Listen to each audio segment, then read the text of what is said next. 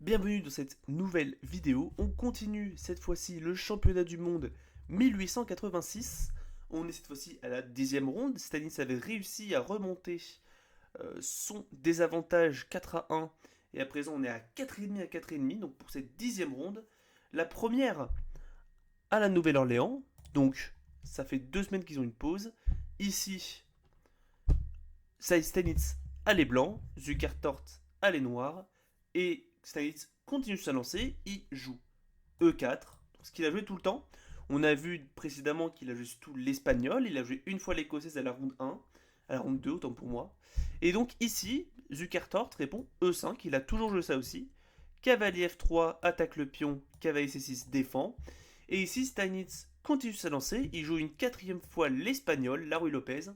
Donc je répète un peu le but de l'ouverture. Ici, c'est de rapidement préparer le roc, le fou se développe, mais aussi fragiliser le cavalier qui est le seul défenseur du pion en E5 qui peut être faible. Ici, Zukertort a toujours répondu avec la berlinoise et il va continuer sa lancée, il répond encore une fois à la berlinoise. L'idée étant de s'en prendre au pion E4, donc les blancs s'en prennent au pion E5, je m'en prends au pion E4, je m'en fiche, et je continuerai ensuite mon développement, on verra. Ici, Steinitz répond avec petit roc, donc il sacrifie le pion. Ici, plusieurs choix possibles pour Zukertort, mais il joue cavalier prend E4, le coup théoriquement mieux, enfin le meilleur théoriquement. Ici, D4 est une ligne moderne, en réalité, à cette époque, les blancs jouaient tout le temps tour E1, enfin très souvent. L'idée étant d'attaquer le cavalier, le forçant à bouger. Ici, Zukertort revient en D6, le coup principal, pour attaquer le fou.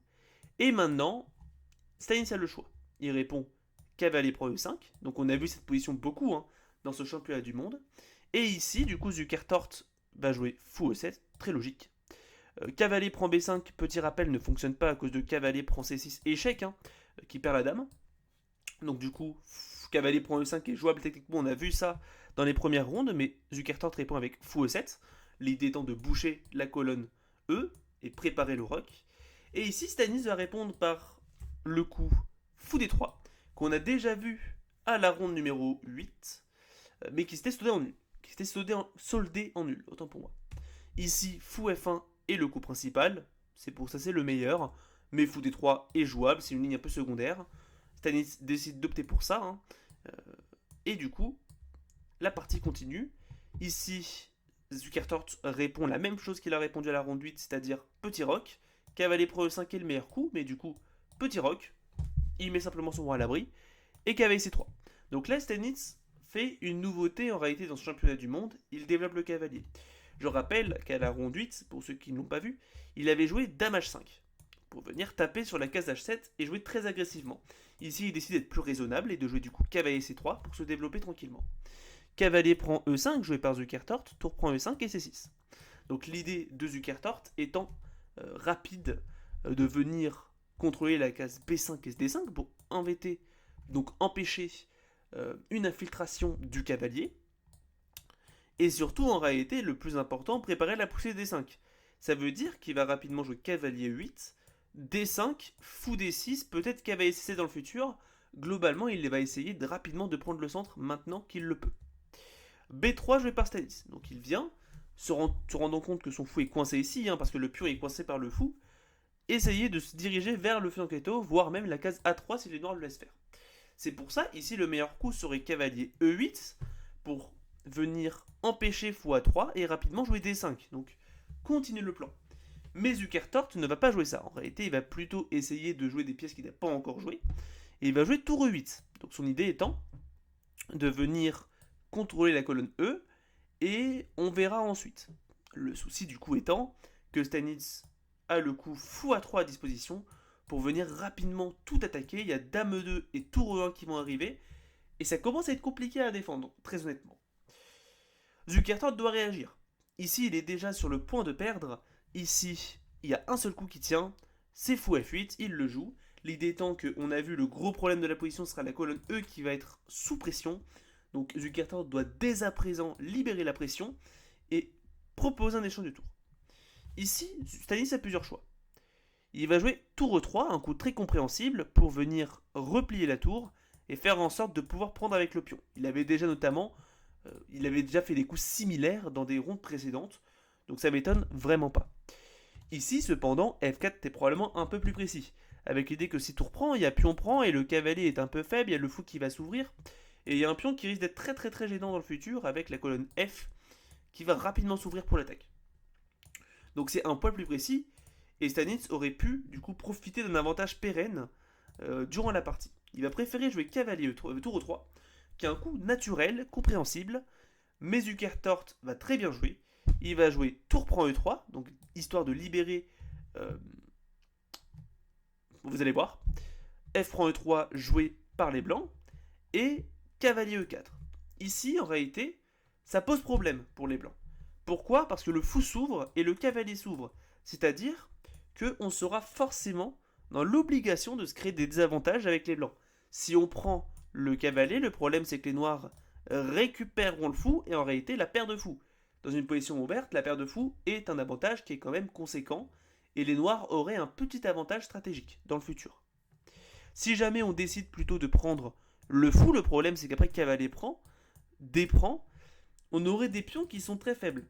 Donc ici, Stanis doit être vigilant.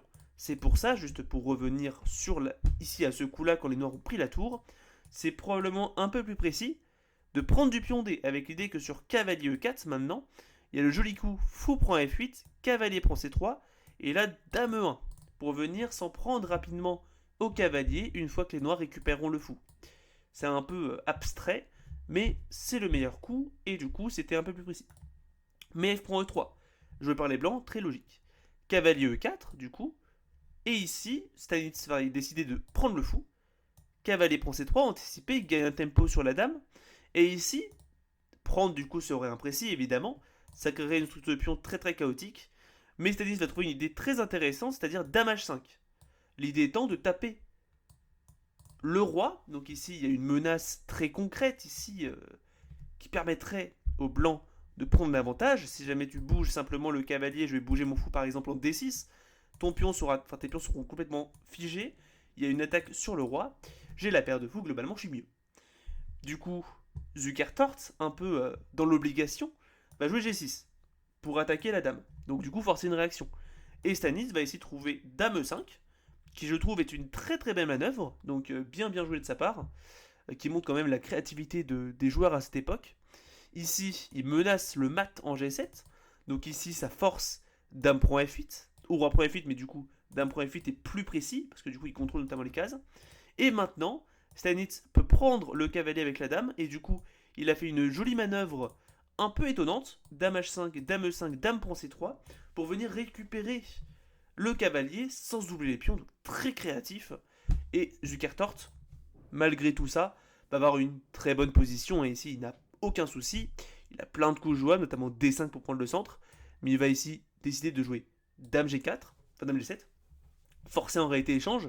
Si jamais les blancs n'acceptent pas l'échange, il y aura Dame prend C3 qui viendra simplement doubler les pions. Si je bouge ma dame, le problème c'est que la tour est en l'air derrière, donc ici un peu dans l'obligation, Steinitz va prendre la dame. Il y a roi prend dame qui a été joué, E4. Steinitz se crée un chemin et menace peut-être E5. D6 du coup joué par Zukertort qui empêche E5 et libère le fou. Tour E1 joué par Steinitz. Fou D7, les deux côtés se développent. Roi F2 et roi G8. Ce coup m'étonne, il ne fait absolument rien, il est très passif. Ici un coup comme tour E8 aurait été probablement plus précis. Mais peu importe en réalité, après roi G8, les deux camps sont d'accord, ici ils signent la nulle. Probablement pour essayer de se reposer, et après du coup les 2 semaines de pause, c'est la première partie en 2 semaines, on y va mollo quoi. Et du coup c'est une partie nulle dans cette ronde 10 du championnat du monde 1886 qui oppose Stanis et Zukertort. Donc on a passé la moitié du championnat. Pour l'instant le score reste à 5-5, mais je tiens quand même à dire que Stanis a fait une jolie remontée dans ses dernières parties. Et du coup, pour l'instant, c'est égal. Je vous dis à bientôt pour la ronde numéro 11. On va continuer ce championnat du coup à la Nouvelle-Orléans jusqu'à la fin du championnat. Et je vous dis à bientôt pour le reste du championnat. C'est Alpin. Tchuss.